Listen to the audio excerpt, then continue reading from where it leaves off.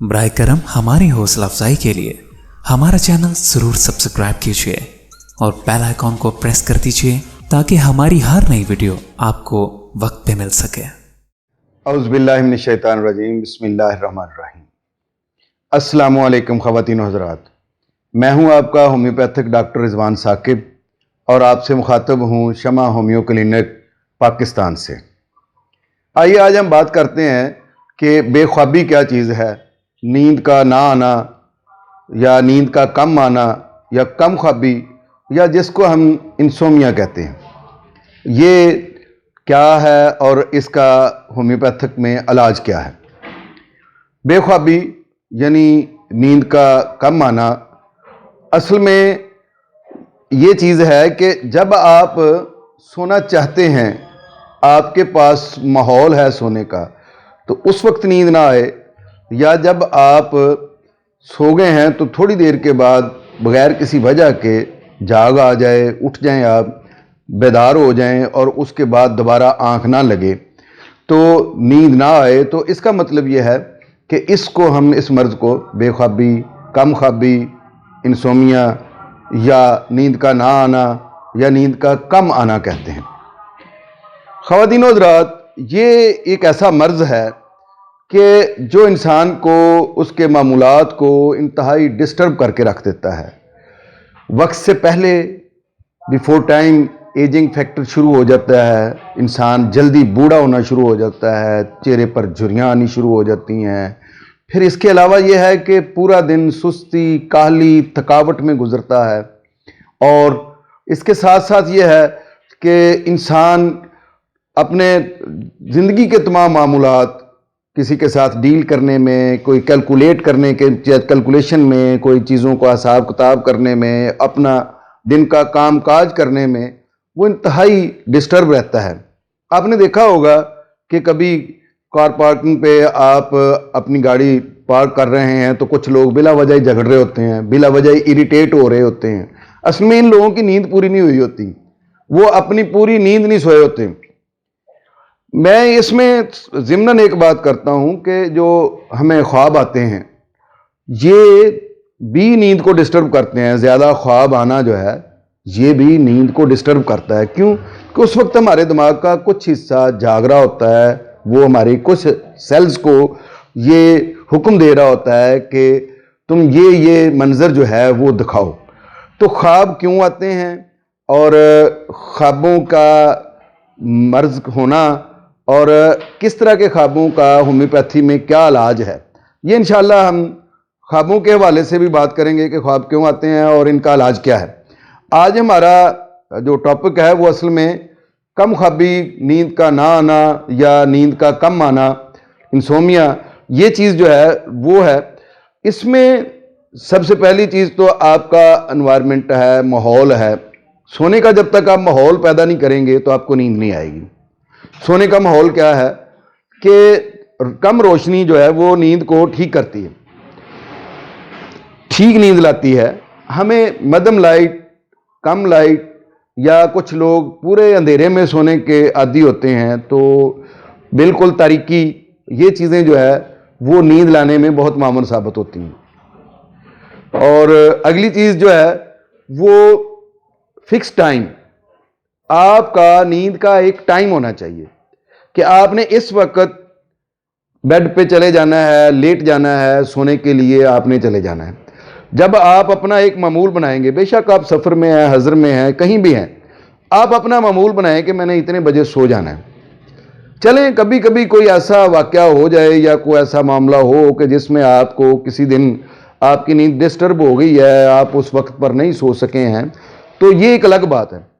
لیکن جب آپ اپنے جسم کو، اپنی باڈی کو یہ ایک معمول کا بنا لیں گے کہ میں نے اس وقت سونا ہے، تو اس وقت آپ اگر سو نہیں رہے تو یقیناً آپ پر نیند کا غلبہ بھی آئے گا اور آپ کو جمائیاں آنی شروع ہو جائیں گی اور آپ کو محسوس ہوگا کہ مجھے اب سو جانا چاہیے۔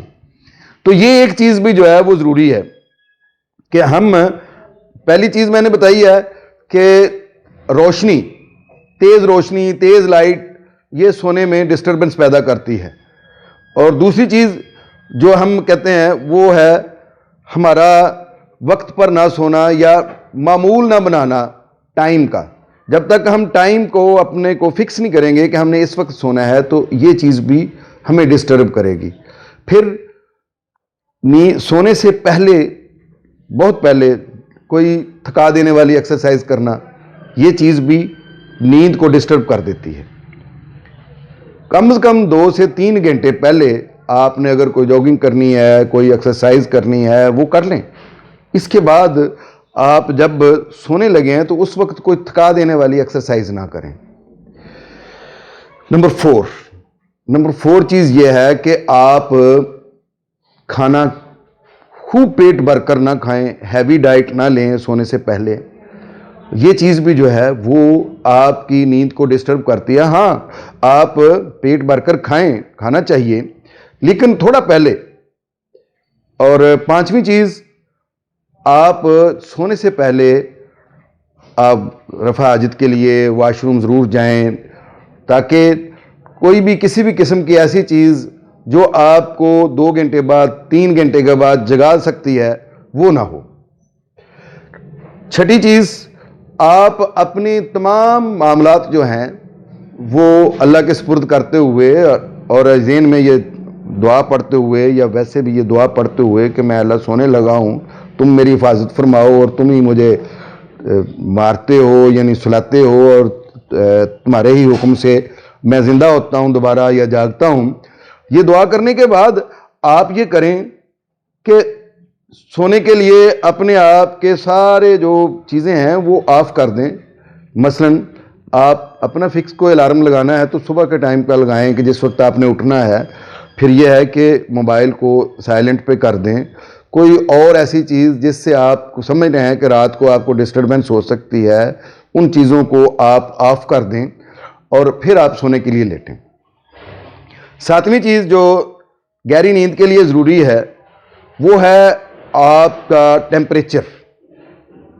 جو روم ٹیمپریچر عام طور پر جو ہمارا ہوتا ہے وہ 20-22 اس پہ ہوتا ہے, لیکن جو گہری نیند کے لیے سونے کے لیے ضروری ہے وہ کم از کم آپ 18 پہ آئیں.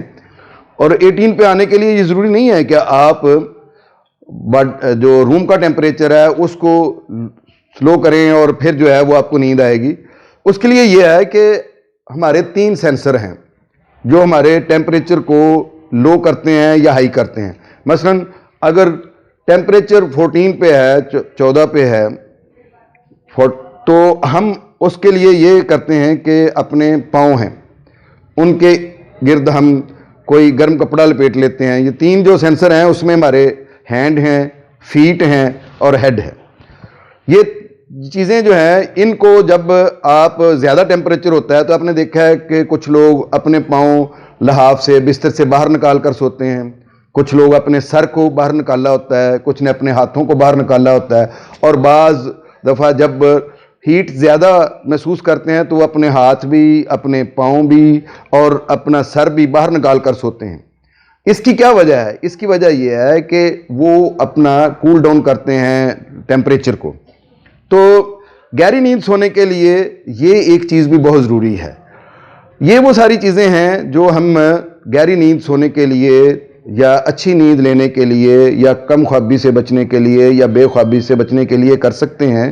ہم جو پاؤں کے تلوے ہیں ان کے اندر تیل کی مساج کر سکتے ہیں, سر میں تیل کی ہلکی مساج کی جا سکتی ہے, اس سے بھی گہری نیند آتی ہے. رہی بات کہ ہم پلز لے کر گولیاں کھا کر ٹیبلٹ یوز کر کے سوئیں یا کوئی انجیکشن لگا کر سوئیں تو یہ انتہائی خطرناک ہے اور یہ ایڈکٹڈ کر دیتا ہے. اس کے بارے میں اور ہومیوپیتھی میں کم خوابی کا علاج کیا ہے یا بے خوابی کا کیا علاج ہے وہ انشاءاللہ ہم اگلی ویڈیو میں آپ سے ڈسکس کریں گے کہ کم خوابی سے بے خوابی سے کیسا بچا جا سکتا ہے. بہت شکریہ. اللہ حافظ. السلام.